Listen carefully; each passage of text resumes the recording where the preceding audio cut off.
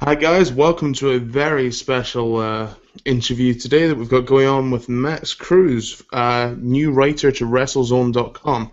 How you doing, Max? Pretty good, thanks. Good. How you finding it being a new writer to such a big site? Um, it's tough. It's not easy. There's so much more that I have to do now. It used to be, for other sites like PW Mania, it was just, one time a week. Now I'm, confined to Saturdays and Tuesdays. It's tougher, but I love it. It's fun hanging out with some of the world's best wrestling writers, and you know, it's fun. Yeah, I mean, WrestleZone for me was one of the sites that I began following maybe about 4 or 5 years ago. I tend to keep up with like CSR and all of the stuff that Justin LeBar does and things like that as well. So obviously talking to yourself and finding out a bit about the website and how you got there to me is always really interesting. I love this idea as well that there's fans out there that can write and they can get involved with this kind of thing. So what did it take for you to become part of the WrestleZone team? Oh, well, it took a lot of man hours and a lot of hard work. There's a lot of, writers out there.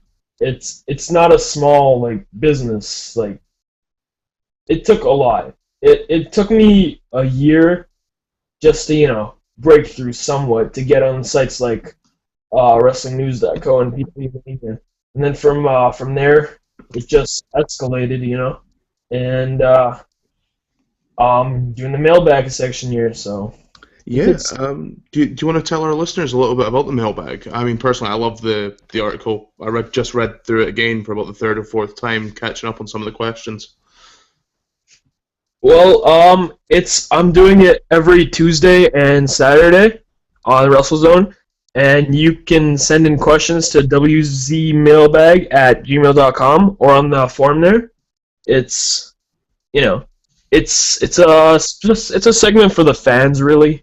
It's for your appreciation of the site and all that. It's you know, it's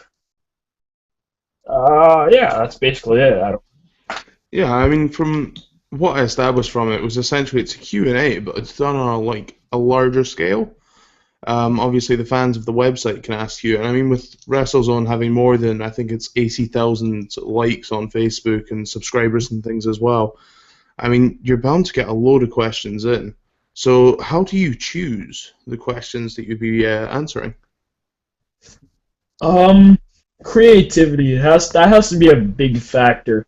Would you rather me answer a question that's who's your favorite heel or something like that, or would you rather me talk about something like the Benoit conspiracy theories or something like that? That's a major factor in deciding. I mean, there's a lot of questions like, but you just really have to narrow it down to you know, which one would work better, I guess. I do you know it's going to be really tough because I mean, obviously, you've just said there about the Benoit conspiracy stuff. I mean, do you find it difficult to not be biased or to give too much opinion? Is there got to be like a line drawn as to what you can say, or is that all monitored by the site? And no, it's not monitored. I got a lot of leeway, but it's tough not to be completely biased. I try to be really neutral about all that stuff. Sometimes, you know, it's tough. It gets tougher because it's all opinion questions. Well, most of the time, so it's tougher, but it's not that tough. I mean, you can't really. It's not that. That's one of the things I have to I mean, emphasize. like you said, obviously, this is something you've been working towards for a while now. I mean, as a writer, where did you kind of start? Was it just like opinions on your own blog? Was it just something you felt you need to get off your chest? Well, I started on Twitter in 2012. I started to watch wrestling full time. Like I've been watching since about like 2004. I didn't watch the Attitude Era, which might surprise a lot of fans and people, but no, I missed that entire part, unfortunately. But I started there, and then the first big site. Well, it's not big, but the first site that invited me to write for them was GetRealWrestling.com. You know, and from there I just escalated. I mean, then I went to Wrestling News Co. and PW Mania, Camel Clutch blog, still occasionally write on there, and you know, took a while, and then I got on WrestleZone, so I'm happy to be there. I mean, obviously, WrestleZone for me was like one of the big sites I began kind of working towards, seeing what I could do. For a very long time when I was article writing, I was speaking to Justin LaBar, seeing what tips I could get, seeing how he writes his articles and what he would do to improve them to gain more following. Did you take like kind of inspiration from anyone else, or was this just kind of like your own thing? Was it your own brainchild? I guess a lot of inspiration came from the bigger sites like PW Insider. That's that's how I really got into this kind of stuff. There, I have to say the guys from Camel Clutch blog, they really helped me. They encouraged me to be, the writer that I am today. And not to brag, but say I'm fairly good. I would think you're definitely picking up steam as well, because I mean, look at the comment section on that article. You might not always get the most positive feedback, but you definitely generate a reaction, and that's what a lot of writing's about. Yeah, the fans, internet wrestling fans, they're tough to deal with sometimes, but you can't please everyone, right? Yeah, I mean, that's the thing. Wrestling fans are said to be the most passionate of people, and we're meant to have the brashest opinions. But when it comes down to it, in the end, we're all just fans, and we all kind of get the same vibe from each other. So I think that's a positive thing.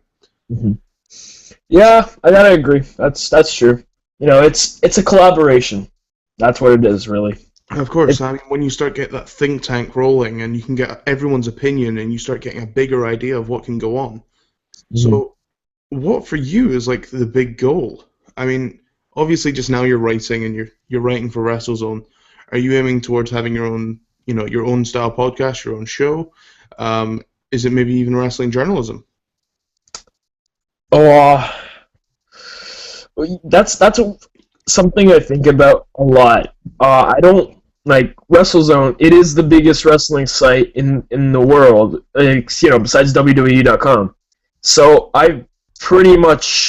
I'm there. Like, I don't know really what's next. Maybe Bleacher Report. I mean, there's a lot of people on there. Because WrestleZone's a fairly small community. There's, 5-6 writers on it. So I'm happy to be a part of that.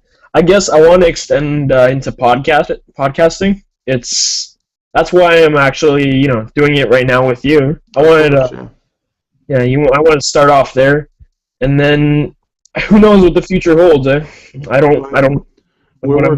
We currently work alongside Wrestle React, who are also on WrestleZone, and I know that Frank and Joe, that's something that they aim to. They do quite a lot as well. Obviously, they're podcasting every single week.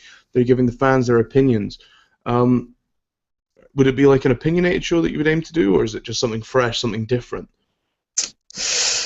I haven't really thought of that. For now, it's just writing for me. I guess that would probably work best. I could, that's most of the shows, but, I want to do something fresh, something maybe controversial, something to get my name out there, even more. I think, controversy is all well and good. It just depends on the type of controversy you get. I mean, you don't want the X-Pac heat, but you still want heat, if you get what I'm saying.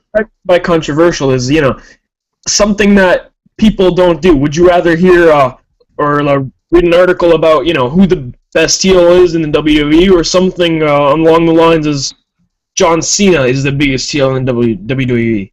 Oh, of course. I mean, I kind of aim to do a similar kind of thing when I'm writing blogs. I don't want to just give people the same old spiel that they'll hear from every other article or podcast. You want to give them something fresh, something to at least make them think. I definitely got that from your answers, by the way, on the article. Mm-hmm. I mean, why would you want to get the same, spiel over and over again? It's, get something fresh, something new.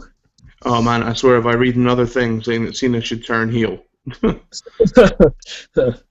So, obviously, you're watching the current product. I guess I should ask, which is your favorite show? Are you WWE? Are you Lucha? Are you Impact? NXT?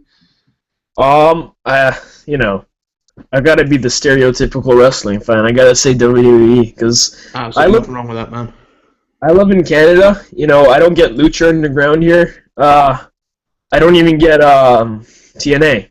I can only read the results. Watch bits on YouTube and stuff like that. So it's gotta be WWE for me. So I like ROH. That's gotta be in the running too because it's ROH. It's great technical wrestling, and it's it's a stepping stone for WWE. So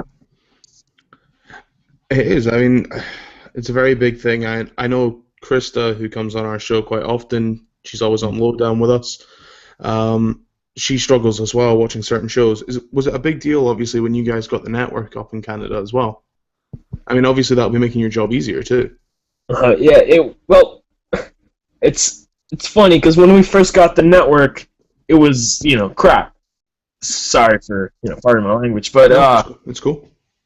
it was like on demand on TV. It's getting better, obviously, but back then it was just 11.99 for half of what they got in the U.S. And I know you're from England, so you might have the same problem there. So Yeah, we've actually got the full network now. We've got the app that comes out. We've got it online. We've got it on Xbox, PS4, all that kind of stuff. Originally, though, I think there was a lot of panic because they told us we were going to have it on a cable channel, which you can only get in certain areas of Britain yeah, anyway. yeah, But no, I mean, that's it was a big deal. mhm. That's exactly what happened in Canada here. So you know, it- it's tougher because there's not that much content, more content. It's getting better. It's obviously getting better, but Of course. it's day by day. So obviously, can't have you on the show without getting a couple of opinions. So I'm going to do a quick like kind of Q&A with you. I'm going to say a couple of names. We'll do some word association. All right. Um, just do some quick fire, okay? So Roman Reigns, Overrated. Randy Orton, Overrated. Dean Ambrose, He's let's see. Best babyface in the WWE right now. John That's Cena, uh shoved down our throats. Samoa Joe, Good talent. Kevin Owens, Um, let's see.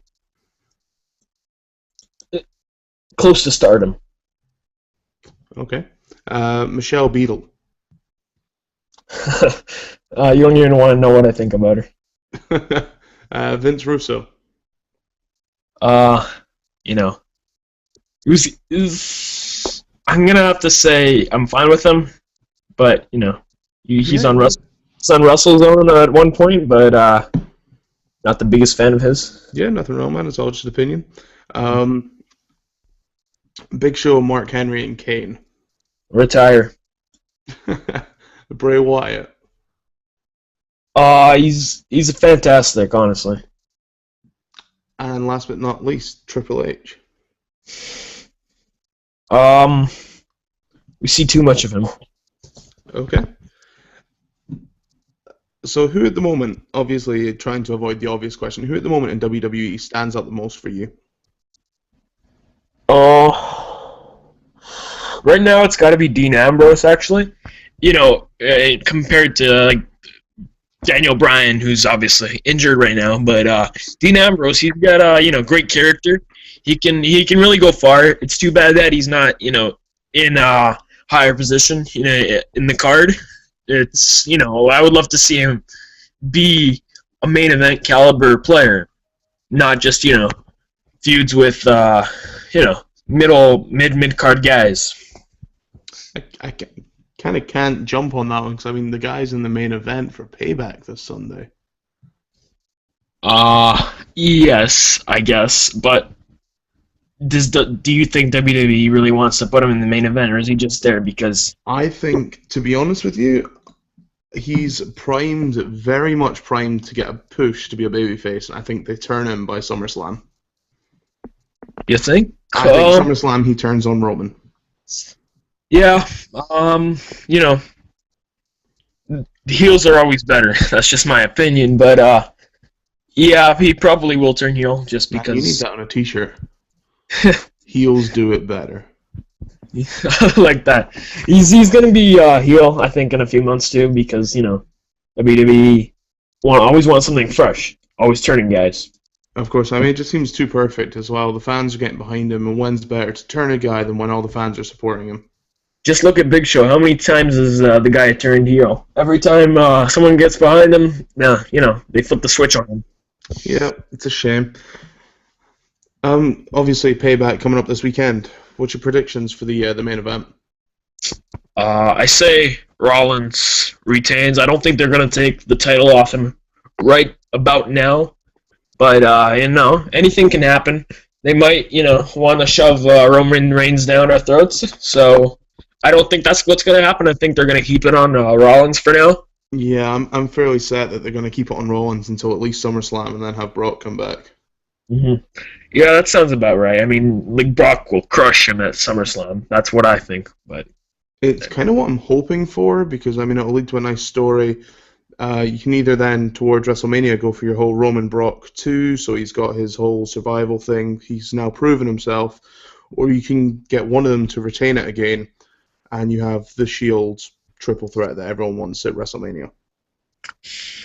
The Shield triple threat. You see, I actually have a question. That's what I'm going to answer this Saturday. I have a question on that, and I don't see it happening. I just really don't. I think they're at WrestleMania. Maybe further down the line, but I don't know. I don't think they're going to put them in a position where they're going to face each other. I think they're going to at least hold it off till WrestleMania. Not at SummerSlam, but we'll see. I guess.